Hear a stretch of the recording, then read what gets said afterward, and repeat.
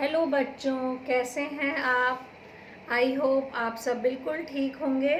मैं आपकी टीचर सुमन शर्मा अपने चैनल पर आप सभी बच्चों का स्वागत करती हूं और आशा करती हूं आप सब बच्चे फिट एंड फाइन होंगे। तो बच्चों, आज मैं आपको कक्षा 5 अमोली हिंदी व्याकरण से क्रिया और काल समझाने जा रही हूँ। पाठ शुरू करने से पहले मैं कहना चाहूँगी कि जो बच्चे पहली बार इस लिंक के साथ जुड़े हैं, प्लीज़ वो मेरे लिंक को शेयर करें, लाइक करें और सब्सक्राइब करें, जिससे कि समय समय पर आपको हिंदी विषय संबंधी जानकारी मिलती रहे। तो बच्चों, शुरू करते हैं क्रिया तथा काल। पाठ 8 क्रिया तथा काल। चित्र में देखिए, क्या तुमने सैंडविच बनाया? नहीं, बाद में बनाऊंगी, अभी सफाई कर रही हूँ। रोहन क्या कर रहा है? वह आइसक्रीम खा रहा है। तुमने चित्र बनाया? नहीं, थोड़ी देर में बनाऊंगी। बच्चों, इन चित्रों और वाक्यों से आपने जाना कि सभी कुछ न कुछ काम कर रहे हैं या काम करने वाले हैं। जैसे पहले चित्र में एक लड़की सफाई कर रही है और बाद में सैंडविच बनाने का काम करेगी। दूसरे चित्र में एक बच्चा आइसक्रीम खाने का काम कर रहा है तथा तीसरे चित्र में चित्र बनाने के काम करने की बात हो रही है। अतः सफाई करना, सैंडविच बनाना, खाना बनाना आदि शब्द काम का होना या करना बता रहे हैं। काम का होना या होना बताने वाले शब्द क्रिया कहलाते हैं। जिस शब्द से किसी काम के करने या होने का बोध हो उसे क्रिया कहते हैं। विशेष क्रिया एक शब्द की भी हो सकती है और कई शब्दों की भी हो सकती है। जैसे खाना, पीना, सोना एक शब्द तथा सफाई कर रही है, सैंडविच बना रही है अनेक शब्द। धातु क्रिया के मूल रूप को धातु कहा जाता है। यह इसके मुख्य अर्थ को बताता है। जैसे पढ़ता है, पढ़ेगा, पढ़ चुका है, पढ़ रहा है आदि में पढ़ क्रिया का मूल रूप होने के कारण धातु है। धातु में प्रत्यय जोड़कर अन्य क्रिया शब्द बनाए जाते हैं। जैसे पढ़ धातु में ना प्रत्यय जोड़ने से पढ़ना क्रिया बनता है। आगे क्रिया के भेद। क्रिया के दो भेद होते हैं, सकर्मक और अकर्मक। सकर्मक क्रिया क्या होती है?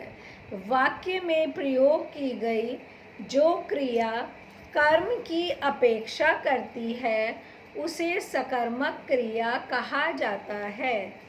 जैसे मैं चित्र बनाता हूँ, अमित आइसक्रीम खा रहा है।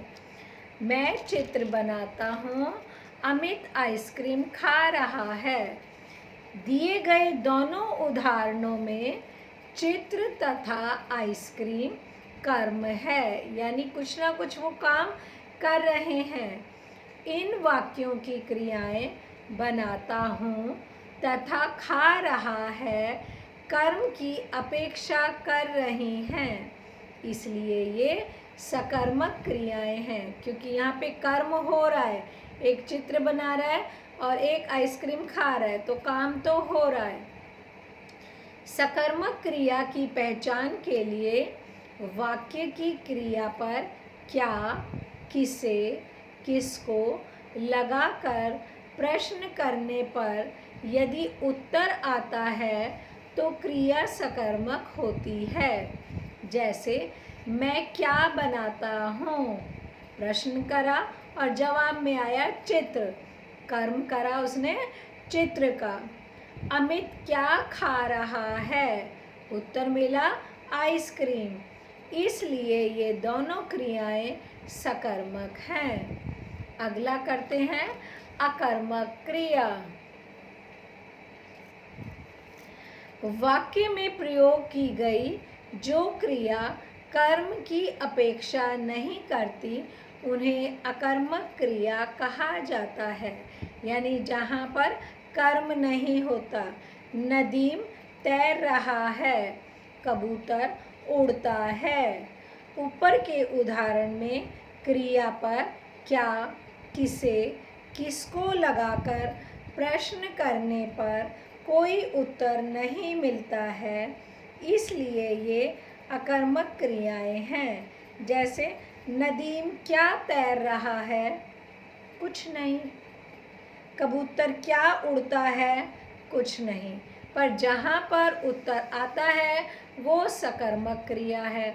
जहाँ पर क्या और किसे लगाने पर, प्रश्न करने पर जवाब नहीं आता तो वह अकर्मक क्रिया है।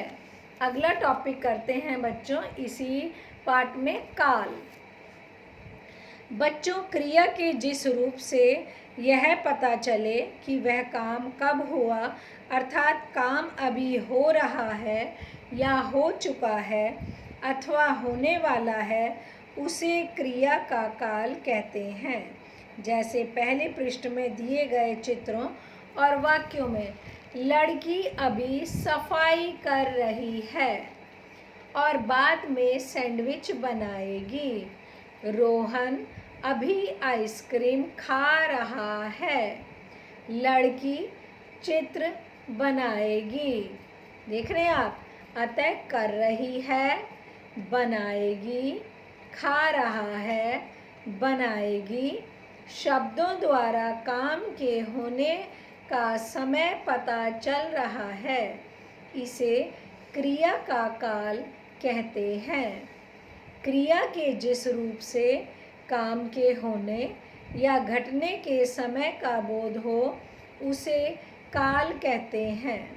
काल के 3 रूप हैं, भूतकाल, वर्तमान काल, भविष्यत काल। पहला करते हैं भूतकाल। क्रिया के जिस रूप से पता चले कि काम बीते हुए समय में हो चुका है उसे भूतकाल कहते हैं। जैसे राधा स्कूल से घर आ चुकी है, पिताजी दफ्तर चले गए। यानी जिससे ये पता चले कि ये काम हो चुका है। वर्तमान काल क्रिया के जिस रूप से पता चले कि काम अभी हो रहा है या किया जा रहा है उसे वर्तमान काल कहते हैं। जैसे राधा स्कूल से घर आ रही है, पिताजी दफ्तर जा रहे हैं। तीसरा भविष्यत काल क्रिया के जिस रूप से पता चले कि काम अभी हुआ नहीं है बल्कि होने वाला है या भविष्य में होगा उसे भविष्यत काल कहते हैं। जैसे राधा स्कूल से घर आएगी, पिताजी दफ्तर जाएंगे। भविष्य काल में क्या है, क्रिया के जिस रूप से ये पता चलता है कि काम अभी हुआ नहीं है बल्कि होएगा भविष्य में, उसे कहेंगे भविष्यत काल। एक बार फिर से दोहराते हैं मुख्य बिंदु। जिस शब्द से किसी काम के होने या करने का बोध हो उसे क्रिया कहते हैं। क्रिया एक शब्द की भी हो सकती है और अनेक शब्दों की भी हो सकती है। क्रिया के 2 भेद हैं, सकर्मक और अकर्मक। क्रिया कब हुई, हो रही है या होगी, यह जानकारी क्रिया के काल से ही मिलती है। क्रिया के घटने या होने के समय को काल कहते हैं। क्रिया हो गई, हो चुकी है तो उसे भूतकाल कहते हैं। क्रिया हो रही है, चल रही है तो उसे वर्तमान काल कहते हैं। क्रिया अभी होने वाली है या होगी तो उसे भविष्यत काल कहते हैं। यानी जो हो चुका है वो भूतकाल, जो चल रहा है वो वर्तमान काल और जो भविष्य में होगा वह भविष्यत काल। आई होप आप सब बच्चे इस चैप्टर को, क्रिया और काल को अच्छे से समझ गए होंगे। एक बार आप दोबारा इसे पढ़ें, सुने और समझें, आपको अच्छे से समझ में आ जाएगा। ओके बच्चों, बाय, टेक केयर।